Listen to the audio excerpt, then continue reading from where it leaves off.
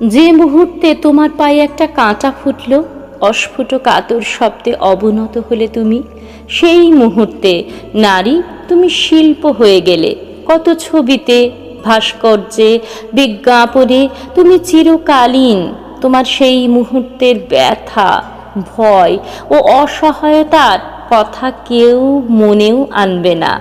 বাহ, শিল্প হতে গেলে তোমাকে মূল্য দিতে হবে না কিচ্ছু।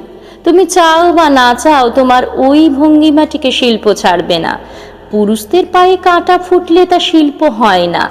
কাঁটা বনে যদিও পুরুষরাই বেশি যায়। বিশ্বব্যাপী শিল্পে ভরে আছে নারীদের অভিমান।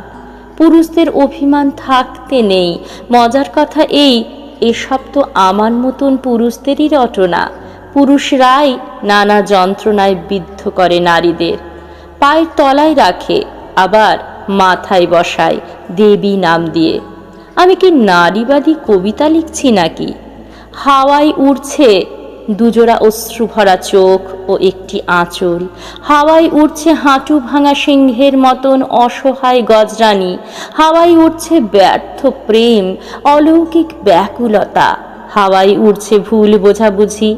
নারী ও পুরুষদের কোনো দিন ঠিক সময়ে ঠিক জায়গায় মুখোমুখি দেখা না হওয়ার অতৃপ্তি।